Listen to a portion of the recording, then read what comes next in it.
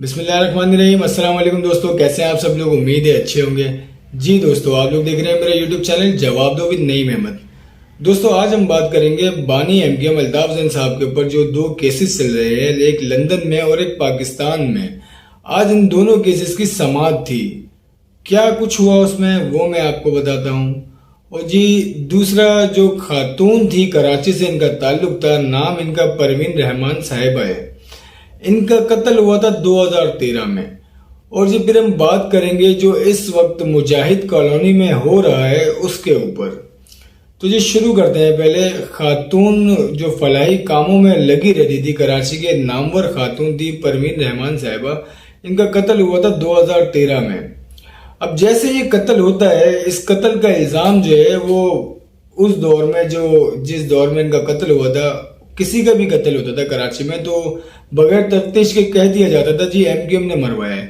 तो परवीन रहमान साहिबा का जब कत्ल हुआ था तो उसका भी बराह रास्त जो इल्जाम है वो एमकेएम के ऊपर लगाया गया था। लेकिन जब तफ्तीश हुई, तफ्तीश के बाद जो रिजल्ट आया था उससे पता चला जी इनके कातिल जो है वो तो उनका ताल्लुक एएनपी से है। और जो कातिल का नाम है वो रहीम सवाती है। इसके अलावा 3 लोग और थे। ये टोटल 4 बंदे थे जिन्होंने परवीन रहमान साहिबा का कत्ल किया था। तो उनको सजाएं हो गई थी। उनको सजाएं होने के बाद इनके जो अहले खाना थे, इन्होंने हाई कोर्ट में इनकी सजाओं को चैलेंज किया था, जिसका फैसला आज हाई कोर्ट ने सुना दिया है और इनकी सजाओं को कलअदम करार देके सजाओं को खत्म कर दिया है। और इसके साथ साथ जज ने कहा है कि अगर इन चारों मुल्जिमान के ऊपर कोई और केस नहीं है, मतलब ये किसी और केस में मतलूब अगर नहीं है, तो इनको फौरी बरी कर दिया जाए, रिहा कर दिया जाए। अब आप देखें, ये जो खातून है ये एक बहुत फलाई कामों में बड़ा बढ़ चढ़ के हिस्सा लेने वाली पढ़ी लिखी एक सुलझी हुई खातून थी। इनका कत्ल हुआ था और कातिल जो है वो, मतलब अगर ये भी कातिल नहीं है तो फिर भाई कातिल है कौन। आज तकरीबन 12 साल हो गए, 10 साल हो गए। इन 10 सालों में इनके कातिल अब तक गिरफ्तार क्यों नहीं हो सके। और जो लोग गिरफ्तार हुए थे इनके ऊपर जो पहले अदालतों ने फैसला सुना दिया था, तो वो अब फैसला कैसे कलअदम करार दे दिया गया। अब इन्हीं सब बातों को लेकर जो परवीन रहमान साहिबा है, इनकी बहन है, उन्होंने बड़े तशवीश का इजहार किया है और कहा है जी हमें तो समझ में नहीं आता ये कैसे हो गया। इनकी जो बहन है वो फरमाती है, हमने 9 साल मेहनत की कि परवीन को इंसाफ मिले। परवीन को इंसाफ देने का मतलब ये था कि एक जुर्म हुआ था, इसके लिए जरूरी था कि सजा मिले। इसके बगैर सोसाइटी नहीं चल सकती थी। परवीन एक मासूम लड़की थी। इसकी कोशिश थी कि लोगों को इनका हक मिले, जो इनके राइट्स हैं लोगों को वो मिले। ये एक ऐसी खातून थी। और ये जो खातून है ये ज्यादातर इनके फलाई काम जो है औरंगीडॉन में हुआ करते थे। और औरंगीडॉन में एक प्रोजेक्ट था, पायलट प्रोजेक्ट। इसकी ये डायरेक्टर भी थी, एक बड़े ओहदे पे थी और बड़ा नाम था इनका।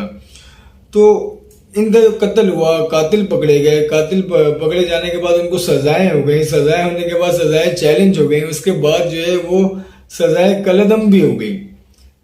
ये क्या कह सकते हैं, ये पाकिस्तान है ना, पाकिस्तान में तो कुछ भी हो सकता है। अब आप यहीं पर देख ले आजकल जो चल रहा है मुजाहिद कॉलोनी को लेके।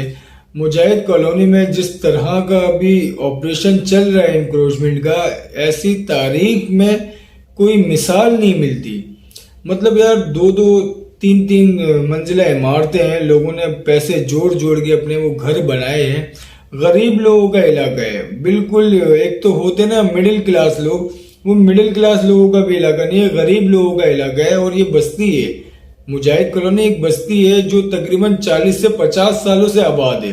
अब इस बस्ती को 40 साल बाद क्यों गिराने की याद आ गई, और जिस तरह से गिराया जा रहा है, मतलब यार बंदा अगर वहां पे इतने सालों से रह रहा है, एक उसका घर है, बच्चे हैं, और आप आके इस तरह से एक 3 दिन के नोटिस पे उनके घर गिरा देते हो।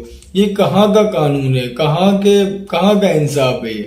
मतलब कोर्ट ने ऑर्डर दे दिया, आपने घर गिरा दिया। ऐसा भाई दुनिया में कहीं नहीं होता।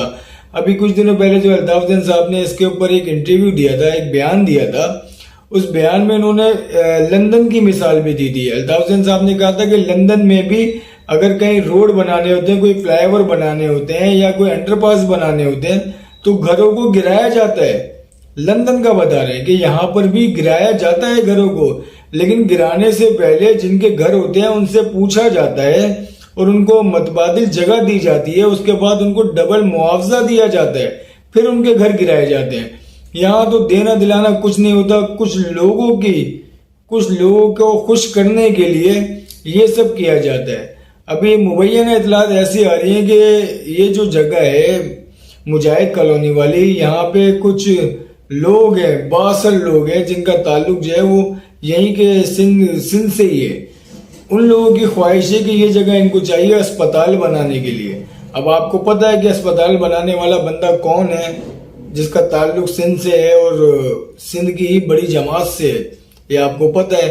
तो उन्हीं की ख्वाहिश है कि ये जगह इनको मिले, इसलिए यहाँ पे इस कदर का खतरनाक ऑपरेशन किया जा रहा है। लोगों को किस तरह से मारा पीटा जा रहा है, औरतों को यार रगड़ा जा रहा है, मारा जा रहा है, डंडों से मारा जा रहा है औरतों को। यार कुछ तो मतलब बंदा है कर ले। अब आप देख लें सोशल मीडिया भरा पड़ा है मुजाहिद कॉलोनी की वीडियो से। अब जहाँ पे इस कदर जुल्म होगा तो फिर आवाजें तो उठना शुरू होती है ना। आप इनको कोई मतबादिल तो दें, इनको कोई मुआवजा तो दें। और 3 दिन का नोटिस कुछ नहीं होता भाई, कम से कम आप इनको 3 महीने की मोहलत तो देते। लोगों ने अपने घरों से सामान नहीं निकाला और आपने आके बिल्डोजर चलाना उनके घरों पे शुरू कर दिए। ये तो जुल्म है, बहुत बड़ा जुल्म है ये। इसीलिए अल्ताफ हुसैन साहब ने इतनी सख्त जबान इस्तेमाल की थी इसी जुल्म के ऊपर। इस तरह नहीं करना चाहिए। इसके ऊपर तो अदालतों ने खुद नोटिस लेना चाहिए कि हाँ ठीक है, हमने अदालतों ने कहना चाहिए कि हाँ हमने कहा है कि भाई ये आबादियां खाली कराई जाए, लेकिन उसका तरीका भी बताना चाहिए अदालतों को कि इस तरीके से खाली कराई जाए ये जगह, इनको कुछ दिया जाए। ऐसे तो नहीं होता ना जो बंदा 40 साल से वहां पे रह रहा है और आप आके उसके घरों पे बिल्डोजर चलाते हैं, उनकी औरतों को मारे, आप बच्चों को मारे और मर्दों को आप उठा के जेलों में डाल दें। इससे बड़ा जुल्म यार और क्या होगा। खैर जी, अब बात करते हैं अल्ताफ हुसैन साहब के हवाले से। आज अल्ताफ हुसैन साहब की 2 केसों में समाअत होनी थी।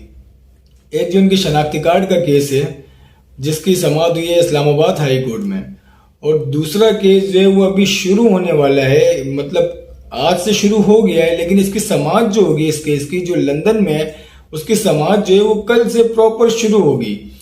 आज का दिन जो है लंदन वाले जो है उस केस को लेके स्टडी कर रहे हैं। आज इस केस को पढ़ा जा रहा है। दोनों फरीकैन जो है अमीनुल हक साहब के जो वकला हैं और अल्ताफ हुसैन साहब के जो वकला हैं वो आज जो है केसों को स्टडी कर रहे हैं, उसको पढ़ रहे हैं और इसकी समाअत जो है वो कल से शुरू होगी। लेकिन जो इस्लामाबाद हाई कोर्ट में जो अल्ताफ हुसैन साहब के शनाख्ती कार्ड को लेके जो केस आज जो समाअत आज होनी थी उसमें हुआ कुछ यूं है कि अल्ताफ हुसैन साहब के वकील ही वहां शरीक नहीं हुए, वहां पहुंचे नहीं। लेकिन इसका मतलब ये नहीं है कि वकील भाग गए, ऐसा नहीं है कि वकील जो है वो भाग गए। वकील ये इनकी एक जो है ना बड़ी प्लानिंग है, इन्होंने एक प्लानिंग की है। आज कोर्ट के अंदर जो सीनियर वकील साहब थे वो नहीं आए और जूनियर वकील जो थे वो इस्लामाबाद हाई कोर्ट में पहुंचे। उन्होंने जज को कहा कि जी हमारे सीनियर वकील जो हैं वो आज लाहौर हाई कोर्ट में मसरूफ हैं, जिसकी वजह से वो आज नहीं आ सके, तो लिहाजा आप आगे की डेट दे दें। ये अल्ताफ हुसैन के वकील ने कहा कि आप आगे की डेट दे दें, अभी हमारे सीनियर वकील यहाँ मौजूद नहीं है, वो लाहौर हाई कोर्ट में मसरूफ हैं। तो इस बात के ऊपर इनको जो है जनवरी की 12 तारीख दी गई है। जनवरी की 12 तारीख को शनाख्ती कार्ड की जो है तीसरी शनाख्ती कार्ड केस की अल्ताफ हुसैन साहब की तीसरी समाअत जनवरी की 12 तारीख को होगी और 18 तारीख को सिंध हाई कोर्ट में अल्ताफ हुसैन साहब की पाबंदी के खिलाफ जो पिटीशन डाली हुई है उस पर भी समाअत होनी है। तो ये 6 दिन के गैप से 2 बड़ी समाअत होने वाली है। अब ऐसा हुआ क्यों है, ऐसा किया क्यों गया है, इसमें प्लानिंग क्या है एमकेएम लंदन की? वो ये है कि एमकेएम लंदन नहीं चाहती कि कराची पाकिस्तान इस्लामाबाद में जो हाई कोर्ट में ये केस चल रहा है इसके फैसले का असर जो है वो लंदन में जो इनका केस चल रहा है उसके ऊपर पड़े। इसलिए इन्होंने आज अपना वकील ही नहीं भेजा और बड़ी स्मार्ट प्लानिंग करके इसकी अगली डेट ले ली है। क्योंकि ये कराची में पाकिस्तान में अगर कोई भी केस चल रहा है और लंदन में भी केस चल रहा है तो इसका फैसले का जो असर है वो लंदन में भी पड़ सकता है, और या लंदन में जो केस चल रहा है उसके फैसले का असर जो है वो सिंध में इस्लामाबाद में जो केस चल रहा है उस पर भी पड़ सकता है। तो ये 2 केस एक साथ ना लेके चलें, इसलिए इन्होंने आज ये प्लानिंग की कि आज अपना वकील ही नहीं भेजा। अच्छी प्लानिंग है। अब देखते हैं कि कल से जो केस शुरू होने वाला है इसमें क्या होता है, और ये केस भी बड़ा मजबूत केस है। इसीलिए लंदन से जो है दुआओं की अपील की गई है कि अल्ताफ हुसैन साहब के जो मुकदमात चल रहे हैं उनके लिए आवाम से अपील की गई है कि दुआ करें कि ये केस जो है अल्ताफ हुसैन साहब जीत जाए और सुरखरू हों। और जो इस्लामाबाद हाई कोर्ट में जो शनाख्ती कार्ड का जो केस है अल्ताफ हुसैन साहब का, इसमें कोई दम नहीं है। जो लोग कहते हैं ना कि इसमें कोई दम नहीं है, शनाख्ती कार्ड मिल जाएगा। अब जो समाअत होगी उस पर कोर्ट जो है वो फैसला दे देगी कि आप जो है शनाख्ती कार्ड दे दें। जैसे आपने देखा होगा जो सिंध हाई कोर्ट में मिनहाज काजी को लेके जो समाअत हुई थी, वो भी सेम यही केस है। आपने मेरी पिछली वीडियो देखी होगी, उसमें भी यही सब कुछ हुआ है कि मिनहाज काजी का शनाख्ती कार्ड ब्लॉक होने की वजह से उनके खानदान को, उनकी फैमिली को जो मुश्किलात का सामना है। तो उस पर भी जज के वही रिमार्क्स थे जो इस्लामाबाद हाई कोर्ट के जज ने रिमार्क्स दिए थे कि आप किसी के भी शहरी हकूक जो है वो नहीं छीन सकते, भले वो मुजरिम है, मुलजिम है। यहाँ तक कि अगर उसने जहाज भी हाई चेक किया है ना तो आप शनाख्ती कार्ड कैंसिल नहीं कर सकते। इतना मतलब बड़ा उन्होंने एक मिसाल दी थी सिंध हाई कोर्ट के जज ने। तो शनाख्ती कार्ड तो देना पड़ेगा। भले अब जैसे आप देख लेना, इमरान खान साहब हैं, केसेस हैं उनके ऊपर, शनाख्ती कार्ड क्या बंद हो गया। नवाज शरीफ साहब हैं, केसेस हैं उनके ऊपर, शनाख्ती कार्ड बंद हो गया। ऐसे इसहाक डार साहब हैं, केसेस हैं उनके ऊपर, बहुत है यार। किस पे केसेस नहीं है? सबके हाथों में शनाख्ती कार्ड है, सबके हाथों में पासपोर्ट है, केस अपनी जगह चलते रहते हैं, लेकिन शनाख्ती कार्ड ब्लॉक नहीं होते। ये जज भी कह रहे हैं और दोनों अदालतों के जज कह रहे हैं। तो अब जी देखते हैं आगे जो समाअत होती है। अब जो कल से जो केस शुरू होने वाला है लंदन में प्रॉपर्टी का, उसके बारे में मैं आपको कल अपडेट लाजमी करूंगा। मेरी वीडियो लाजमी देखिएगा, और मेरी वीडियो अच्छी लगे तो फीडबैक अपना लाजमी दें, और मेरे यूट्यूब चैनल को सब्सक्राइब लाजमी करें। अब मुझे इजाजत दें, अल्लाह हाफिज।